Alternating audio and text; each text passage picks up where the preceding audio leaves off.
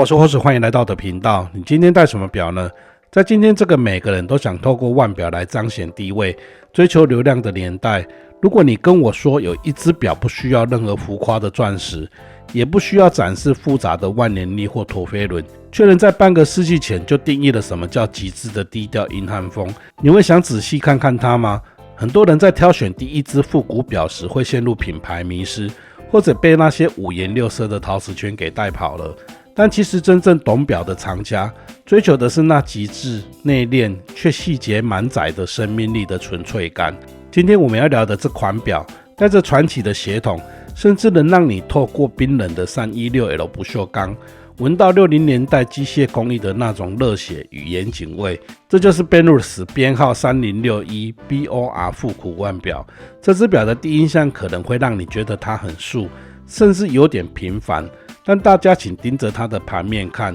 這是一個非常耐看的銀色放射紋處理。我非常喜歡它在光線下的動態表現，它有一種時而隱藏、時而浮現的生命力。當你在某種偏光角度觀察時，它會呈現出一種冷峻、專業的純銀色。但當光線正面照射時，盤面會出現一種溫潤、質感的香檳色。這種色澤轉換讓整個盤面更具特色與層次，也讓這錶款顯得格外精緻。在我們深挖這些細節之前，你必須先知道為什麼 Benrus 這個名字在軍錶界就像信仰一樣的存在。Benrus 在1921年由紐約曼哈頓的 Les Rus 三兄弟創立，他們在那個年代代表了美國製錶的巔峰，甚至50年代成為全美第3大製錶商，地位僅次於當時的寶路華與愛爾淨。你可能很難想象，當時在沒有電子設備的年代， Benrus 的機械錶是多麼受前線人員的依賴。從二戰到越戰，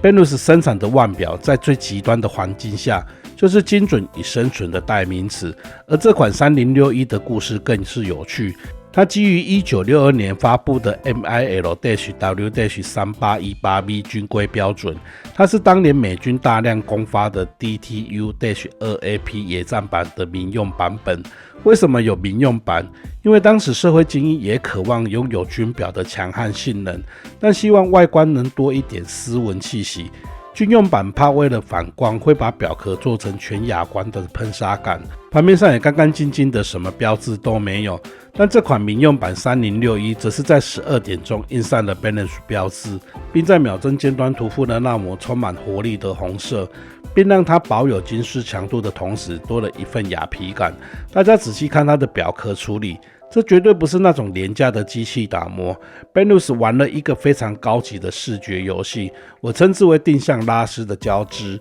錶圈採用了放射狀拉絲，錶殼側面是水平拉絲，而錶耳則是垂直拉絲。這3種不同方向的定向拉絲交錯，讓這枚不鏽鋼錶殼在不同角度下呈現出完全不同的陰影與立體感。這就是我們常常說的殼形語言，它不需要透過誇張的造型去堆砌，光打磨的方向就能告訴你這隻錶的階級。它的錶殼直徑設定在非常平衡的 39.5 毫米，厚度則是驚人的纖薄，僅有 9.95 毫米。這意味着當你穿上西裝或皮夾克時，它不會像一般厚重的運動錶那樣突兀的卡住袖口，而是非常滑順的鑽進去。這種佩戴的利落感在現代大錶金的市場中顯得格外珍貴。關於盤面細節，我一定要請大家看那根箭頭形秒針，鮮豔的紅色是這隻錶的靈魂，它讓原本嚴肅冰冷冷的24小時布局瞬間活了起來。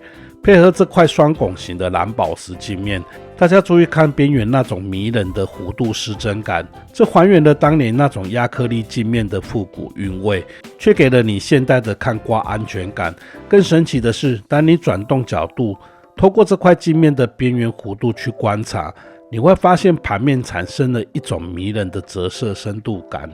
這次的夜光設計 Benrus 做得很細膩，指針的部分發出的是強而有力的綠色光芒，而飾標的部分則是淡淡的帶有復古感的黃色光澤。在黑暗中，當你轉動手腕，這2種顏色在夜光的鏡面折射下，會產生一種微小的深度變化，讓光看起來像在盤面內層懸浮。這種細節豐富度真的會讓人忍不住多看2眼。翻到背面，我們可以看到這枚瑞士製造的ETA 2892自動張鏈機芯，這是我特別要強調的部分。這是一枚正品每小時28800次的精密心臟。這枚ETA 2892機芯不愧是神機，在穩定性、耐用度及關鍵的準確度上，都能發揮極高的水準。Benrus 為什麼不用更便宜的機芯？因為只有2892的薄度才能撐起這只表不到1公分的優雅身形。在這只表上也看到，在瑞士製造的表上面確實有一定的程度，精美細緻有質感且高級，但是價格卻不會太高。這就是我們愛表人追求的高 CP 值。看着齒輪與擺輪的律動，這正是我們愛表人每天摘下表後的續命儀式。接下來我們來聊聊這條極具辨識度的米粒表帶，也就是大家所知的 BOR 表帶。它是鐘錶史上最具復古風味的設計之一。表帶中心由5排細小、圓潤、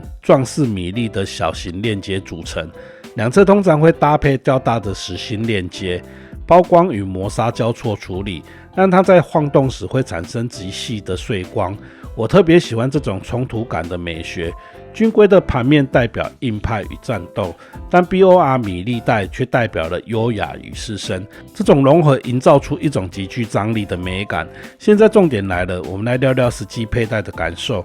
我的腕圍是比較粗壯的8英寸，很多人會擔心 39.5 毫米的表徑在我的手上會不會顯得太嬌小，但實際上它的表耳距達到了47毫米。配合極為纖薄的 9.9 毫米厚度，這只表在我的大腕圍上呈現了一種非常精悍且平衡的視覺比例。這表款讓我覺得在穿戴的時候非常的有感，它的重心非常的低，整只表簡直是完全貼合在手腕上，那種不到10毫米的厚度真的是非常貼手。那條米粒表帶簡直是神來之筆。因為鏈接小，它能像絲綢一樣完全順着我的手腕弧度彎曲，沒有任何生硬的空隙或是夾手的感覺。當我活動手腕時，表帶會隨着肌肉起伏完美貼合，這種無壓力的舒適感，即使在長時間佩戴後依舊非常出色。無論是配西裝展現出的那種斯文氣息，還是搭配軍用外套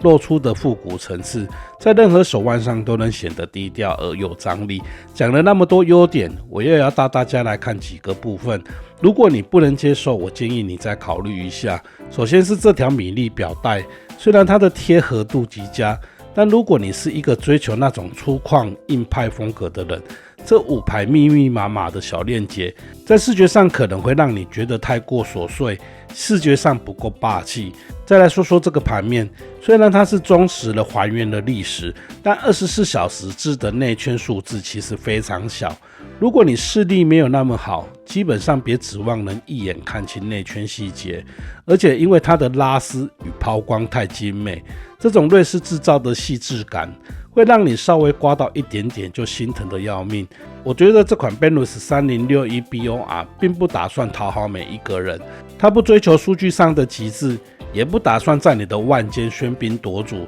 它更像是一位沉默的朋友，在那些需要你衝鋒陷陣或是優雅轉身的時刻，靜靜地為你精準報時。它不只是一件複刻的作品，它是時間沉澱後的產物，是送給那些現代都市裡依舊保有冒險靈魂人的一份厚禮。如果你跟我一樣欣賞這種在風霜中依舊挺拔，在優雅中帶有衝突美的機械美學，那這只表絕對值得在你的人生旅途中與它同行一段。